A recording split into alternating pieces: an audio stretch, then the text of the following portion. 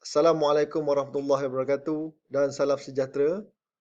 Kami daripada Kepulauan 3, saya Muhammad Hairul Helmi bin Hasim 269104. Saya Muhammad Arif bin Abdul Aziz 269141. Saya Kamarul Bahari Muhammad Yusof 269040. Saya Khalid bin Abdul Mubin 269048. Saya Muhammad Nur Hafiz Izzuddin bin Abdul Rahman 269165.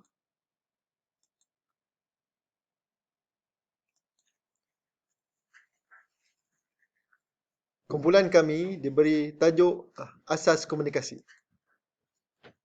Definisi komunikasi. Komunikasi bermaksud proses penyampaian atau pemindahan mesej dari seseorang iaitu penyampai kepada yang lain iaitu penerima.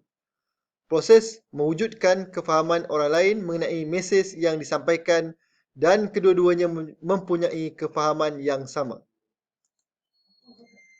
Menurut Emery and Agel, komunikasi ialah satu seni menyalurkan maklumat, idea-idea dan sikap-sikap dari seseorang kepada seseorang yang lain. Menurut Scrum and Robert pula, komunikasi ialah satu proses untuk berkongsi sesuatu orientasi terhadap satu set tanda-tanda maklumat.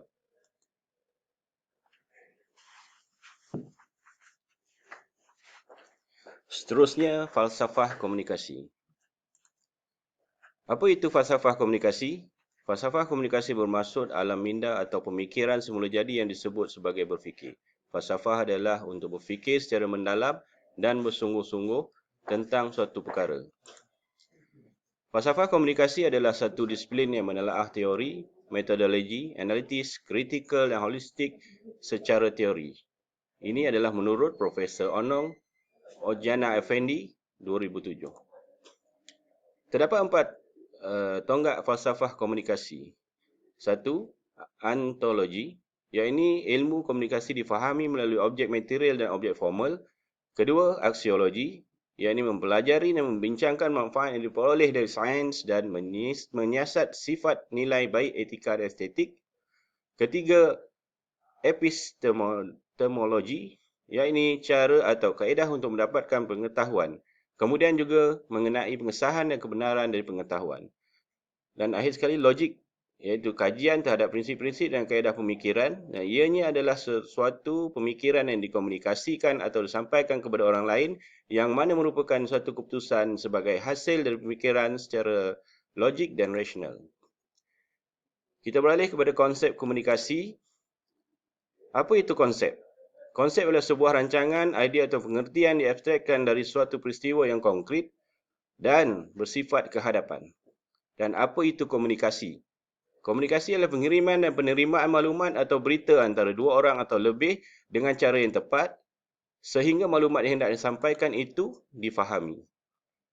Konsep komunikasi di sini adalah sebuah rancangan atau sebuah idea yang disusun agar sebuah penyampaian maklumat kepada orang lain dapat diurus dengan baik dan mudah difahami. Dalam konsep komunikasi, seorang komunikator di sini berperanan sangat penting kerana seorang komunikator itu perlu mempunyai kemampuan komunikasi yang baik supaya maklumat yang disampaikan mudah difahami dan maklumat yang sampai dengan cepat dan tepat. Manakala media yang digunakan sebagai media menyampaikan maklumat haruslah sesuai kerana bagi seorang komunikator yang baik perlu memahami karakteristik media komunikasi yang digunakan. Penting bagi penyampai maklumat untuk memilih media yang tepat dan sesuai dengan jenis maklumat serta segmen khalayak yang menerima maklumat tersebut. Maka falsafah dan konsep komunikasi ini apabila digarap akan menghasilkan proses penyampaian maklumat yang berkesan dan mencapai maksud sebenar tentang apa yang difikirkan dan apa yang difahamkan. Okey, seterusnya bentuk-bentuk komunikasi. Ada beberapa bentuk komunikasi yang dapat digunakan untuk berkomunikasi secara formal, iaitu berkomunikasi dari atas ke bawah, dari bawah ke atas, komunikasi mendata dan komunikasi silang. Keempat-empat bentuk komunikasi ini boleh digunakan sama ada secara lisan ataupun tidak lisan. Komunikasi atas ke bawah. Komunikasi yang datangnya dari suatu peringkat atasan ke peringkat yang lebih rendah. Komunikasi ini biasanya dilakukan untuk memberi maklumat kepada peringkat bawahan tentang tujuan, matlamat, polisi dan rancangan organisasi yang baik, berbentuk kualitatif. Ini dapat diterangkan berdasarkan rajah di bawah.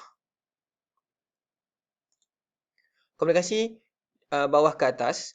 Komunikasi bawah ke atas bermula daripada pihak bawahan kepada peringkat yang lebih tinggi. Maklumat yang dikomunikasi biasanya berbentuk maklum balas, laporan prestasi yang dicapai oleh pekerja bawahan, malahan yang dihadapi dan pendapat yang boleh diterima pakai sekiranya organisasi mempunyai masalah. Rajah menunjukkan konsep komunikasi bawah ke atas. Komunikasi mendata. Ia berlaku di peringkat pertengahan dan peringkat bawahan, iaitu komunikasi berlaku di antara individu pada peringkat yang sama. Pengurus pengeluaran perlu berkomunikasi dengan pengurus kewangan apabila ia merasakan perlu adanya pembelian mesin baru untuk menggantikan mesin yang lama yang sering kali rosak dan menggugat pengeluaran. Pengurus pemasaran pula perlu berkomunikasi dengan pengurus pengeluaran mengenai maklum balas pelanggan terhadap produk yang berada di dalam pasaran. Boleh merujuk rajah. Komunikasi silang. Ia berlaku seperti pengurus pemasaran berkomunikasi dengan seorang penilai di Jabatan Pengeluaran untuk membincangkan peranan khas pelanggan baru. Ia terjadi pada peringkat yang berbeza dan fungsi yang berbeza. Merujuk rajah komunikasi silang.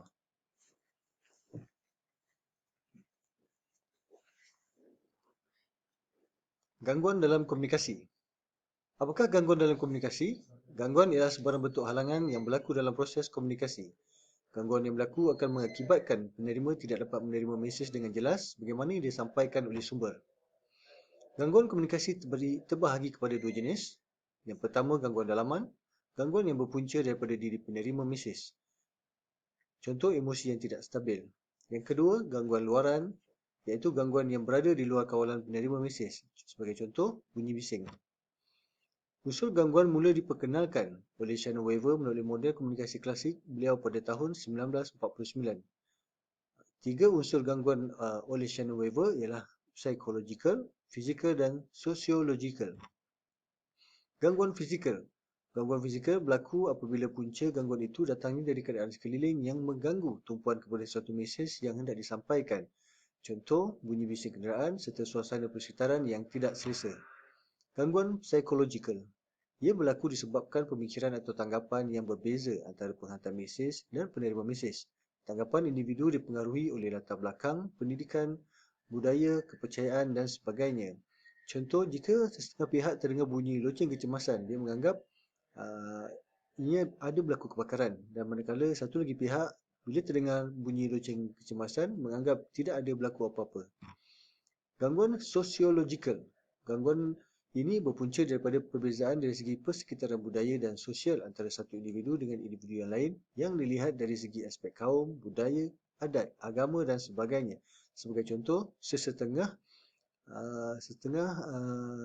adat boleh menerima dengan panggilan aku bila bercakap dengan ibu bapa mereka. Manakala setengah lagi tidak boleh menerima panggilan aku bila berkomunikasi dengan ibu bapa, yang mana aku itu dianggap sebagai kurang sopan. Beralih kepada komunikasi mesra. Komunikasi yang mesra bermaksud bukan sahaja ianya berkesan tetapi ianya mestilah dapat mewujudkan perasaan puas hati, rasa dihargai dan keinginan untuk saling bekerjasama antara kedua pihak yang terlibat. Komunikasi yang mesra akan berkesan akan dapat diwujudkan apabila ada 7 ciri-ciri. Yang pertama, perilaku serta menunjukkan kesopanan dan kehalusan budi pekerti ketika berkomunikasi. Yang kedua, menggunakan perkataan yang tepat dan ringkas serta nada suara yang lembut tetapi jelas ketika berkomunikasi. Yang ketiga, mengawal mimik muka, pergerakan diri daripada apa yang boleh memberikan makna bahawa kita tidak menyenangi keadaan dan kehadiran orang lain. Seterusnya, sentiasa menunjukkan kesediaan untuk berkhidmat dan memberikan kerjasama kepada orang lain sepanjang masa. Yang kelima, sentiasa cuba memahami masalah orang lain dan memberi pertolongan yang perlu. Yang keenam, mengelakkan diri dari menggunakan perkataan-perkataan yang boleh menyinggung perasaan orang ramai seperti bertanyakan hal peribadi dan sebagainya. Dan yang terakhir, sentiasa insaf di atas tugas dan tanggungjawab yang diamanahkan serta sentiasa berfikiran terbuka dan ikhlas sepanjang masa. Baiklah, kita beralih kepada rumusan. Yang terakhir, Komunikasi antara perseorangan merupakan satu elemen penting dalam kehidupan dan menjadi keperluan yang harus dipenuhi oleh manusia. Orang yang tidak atau kurang berkomunikasi boleh mendapat berbagai masalah kesihatan mental dan juga fizikal. Komunikasi yang seterusnya, komunikasi antara perseorangan melibatkan dua orang komunikator yang berinteraksi secara serentak dan mereka saling mempengaruhi antara satu sama lain semasa berinteraksi, biasanya secara bersemuka. Yang terakhir, komunikasi antara perseorangan boleh didefinisikan secara kuantitatif dan juga secara kualitatif. Sekian, wabillahi taufiq wal hidayah. Wassalamualaikum warahmatullahi wabarakatuh. Sekian daripada kumpulan kami. Assalamualaikum.